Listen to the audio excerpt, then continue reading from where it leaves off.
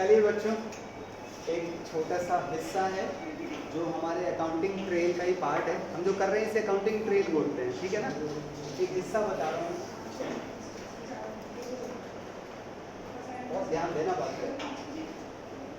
पूरे साल जितने भी ट्रांजैक्शन होते हैं सारे ट्रांजैक्शन जर्नल में लिखे गए, एंट्रीज बनाकर, और उन एंट्रीज की लेजर पोस्टिंग की गई। लेजर के अंदर क्या मिला हमें?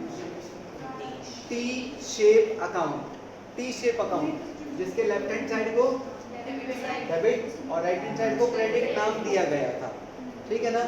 अच्छा, इसके अंदर हमने बहुत सारे लेजर बनाए। मान लो ये टोटल लेजर 40 थे, मान लेते हैं, ठीक है। 40 में से हमारे कुछ लेजर्स किस कैटेगरी के अंदर आए? पर्सनल। पर्सनल के अंदर ह्यूमन बीइंग, जिन्हें हम लोग नेचुरल पर्सनल बोलते हैं, नेचुरल, ठीक है। हम लोग नेचुरली तो हैं, ईश्वर है ना। और ये होते हैं आर्टिफिशियल पर्सनल, ये हमने बनाए होते हैं, हॉस्पिटल, कॉलेज वगैरह है ना, और बैंक है, कंपनीज है, ये सब इसके अंदर। और तीसरी कैटेगरी होती है रिप्रेजेंटेटिव पर्सनल। इसके अंदर क्या आता है रे? Outstanding, prepaid, accrued, unearned, capital, drawing. Capital drawing, हाँ, कैपिटल किसका नाम होता है भाई? मेरा नाम तो कैपिटल नहीं है, तुम्हारा नाम कैपिटल है। हम लोगों के नाम होते हैं क्या? Capital drawing.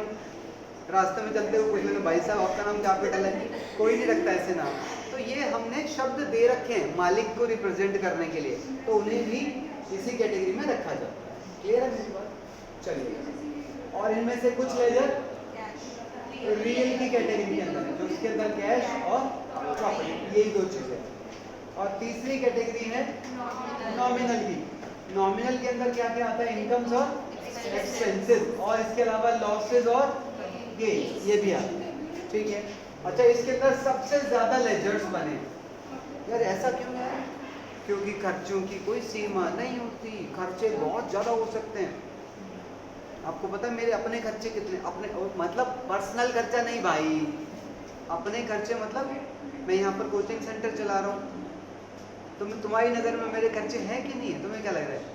बताना मेरे खर्चे। मेरा बिजली का बिल और फीस, फीस तो मेरी इनकम है। पानी का बिल, बिजली का बिल, पानी का बिल, इंटरनेट, वाईफाई लगा हुआ है, मेरे फ़ोन का बिल भी आता है। और ईयरफोन, हाँ ईयरफोन ख़राब हो जाते तो मुझे चेंज कराने पड़ते हैं। उसके अलावा नहीं है ना? तुम्हारी नज़र में यही थे ना? हैं, रिपेयर्स लगते हैं, कभी फ़ोन ख़राब, कभी एसी ख़राब, कभी कुछ ख़राब, कभी कुछ ख़राब, ठीक है। मेड आती है, मेड का भी देना पड़ता है, समझ रहे हो? अब तुम कहोगे बस यही वाले हैं, नहीं, बहुत सारे हैं और भी खर्चे हैं। मतलब जो खर्चे होते हैं ना, वो सबसे ज़्यादा लेजर उन्हीं के ही होते हैं जनरली, ठीक है। तो इसके अंदर इनकम भी है, एक्सपेंसेस, पर लेजर किसके ज़्यादा होते हैं? एक्सपेंसेस के ज़्यादा। इनकम में तो लिमिटेड ही होंगे, है कि नहीं? अब सुनो, इसके अंदर जितने भी लेजर होते हैं, मान लो ये कितने हैं? मान लो ये 30 हैं, एग्जाम्पल ले रहा हूँ। अब 30 में से हमने कुछ को क्या मान लिया? डायरेक्ट नेचर के।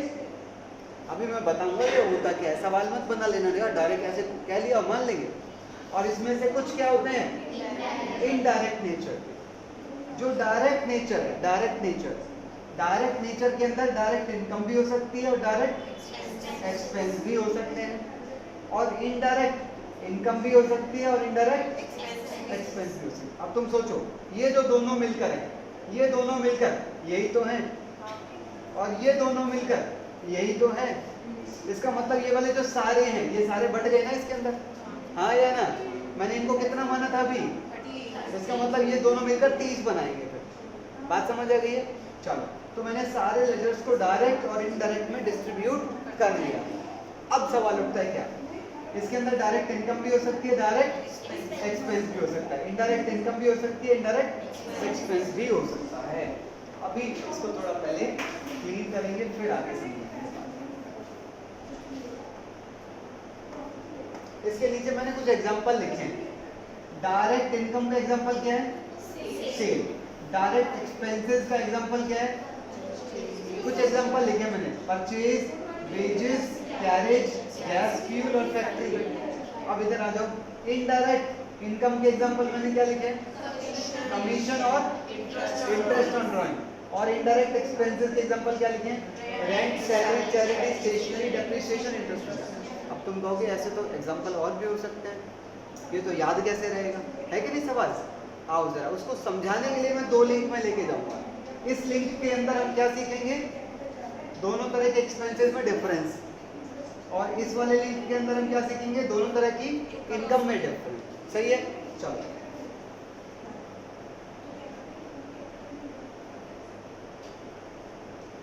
ढंग से समझोगे तो बड़े आराम से क्लियर हो जाएगा एक ही बात में।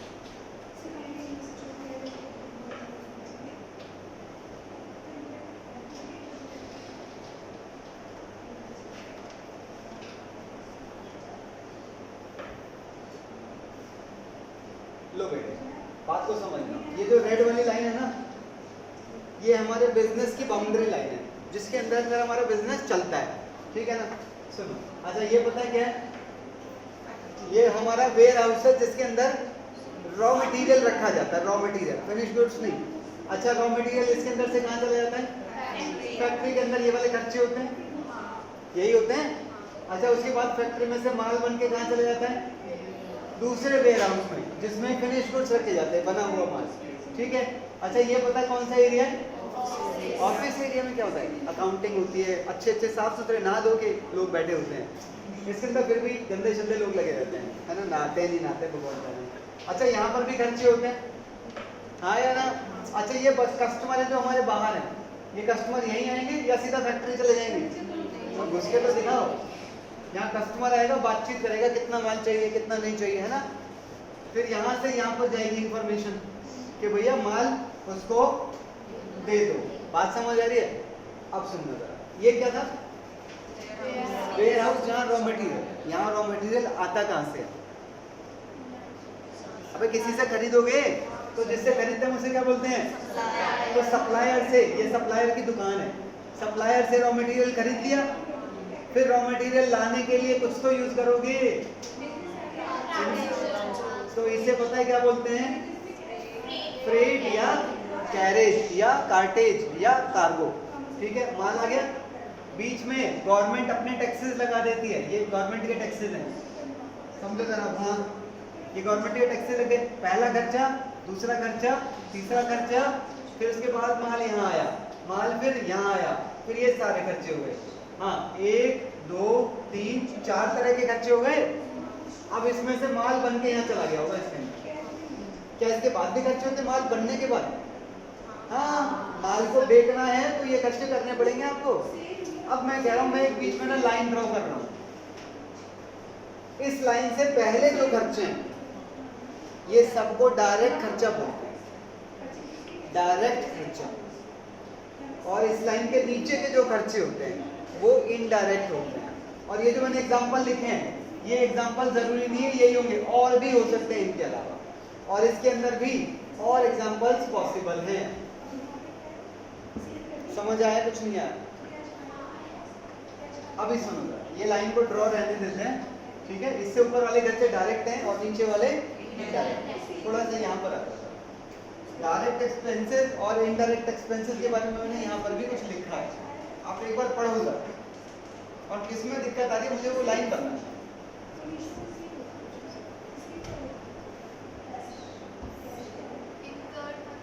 इनकर्ड का मतलब होना।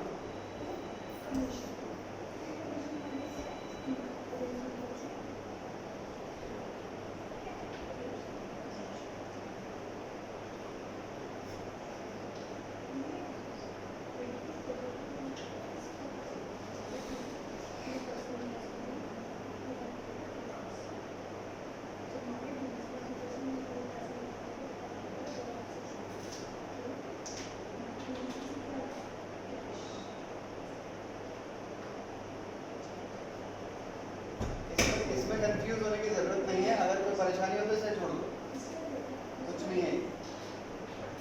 डायरेक्ट एक्सपेंसेस के दूसरे नाम ये हैं।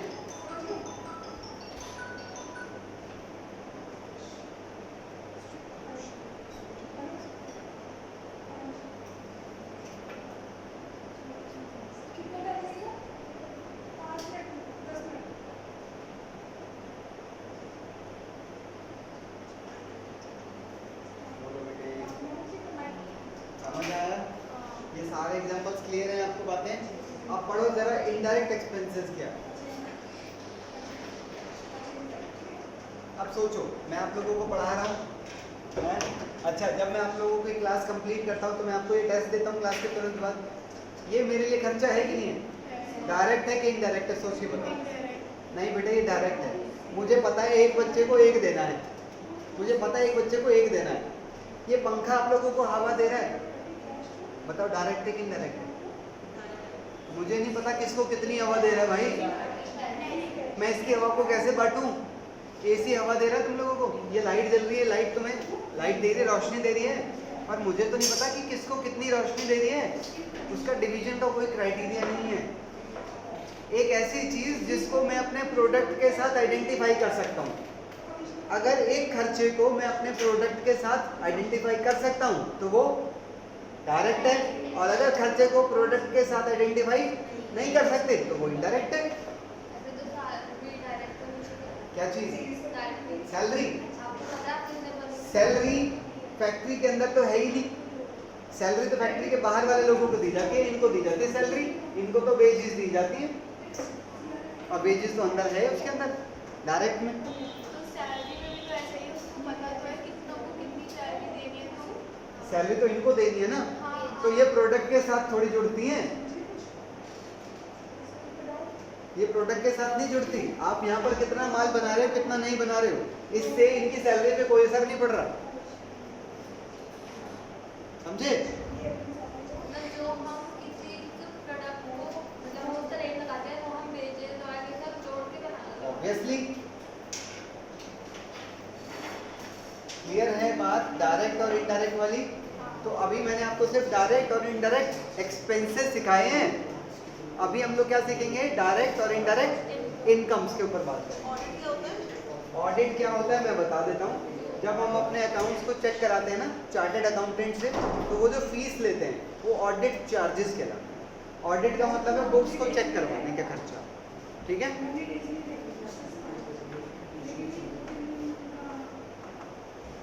अब यहाँ से आप सीखेंगे क्या? डायरेक्ट इनकम और इनडायरेक्ट इनकम। सुन ले, ये हमारा कोचिंग सेंटर है, हमारी डायरेक्ट इनकम का एग्जांपल ये रहा, और हमारी इनडायरेक्ट इनकम अगर होती तो इस टाइप की होती। करके देखो,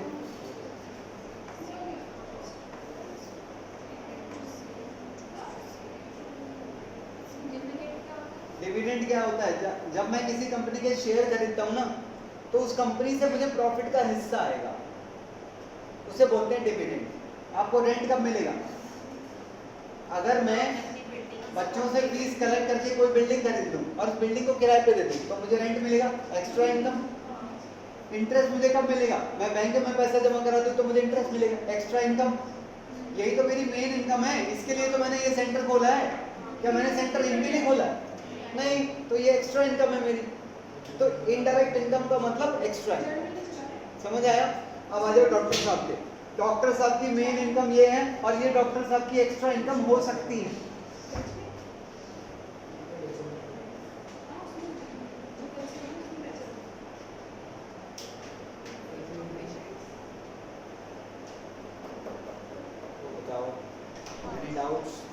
ठीक है, अच्छा ये मैंने बाई चांस यहाँ गलत लिख दिया एग्जांपल, ठीक है?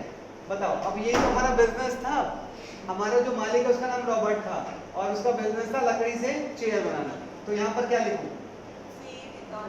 Cell of finish goods. यही तो होता है उसकी मेन इनकम, और उसकी एक्स्ट्रा इनकम ये हो सकती है। इसमें से हमारे असाइनमेंट में एक तो शायद ये है, और एक कमीशन भी है, समझ रहे हैं आप? तो जरूरी नहीं है आपको सारी मिलेंगी, डिपेंड करता है कि आपने कहाँ पर चीजों में इन्वेस्ट कर रखा है, पैसा टाइम दे रहे हो आप। क्लियर है बात? अब ये नीचे के दो बॉक्सेस और पढ़ लो, that's it for the day.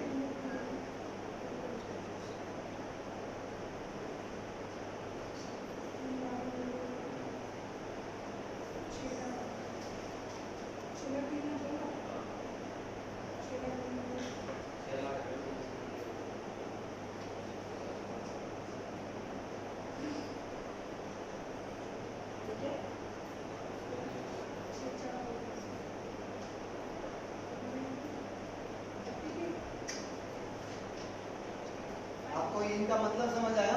देखो दो तरह के लोग होते हैं, एक तो वो जो माल बनाकर बेचते हैं, जैसे कि मैं इनकी बात करूं तो ये मैन्युफैक्चरर है, ठीक है, और एक सर्विस प्रोवाइडर, ये दोनों सर्विस प्रोवाइडर है ना।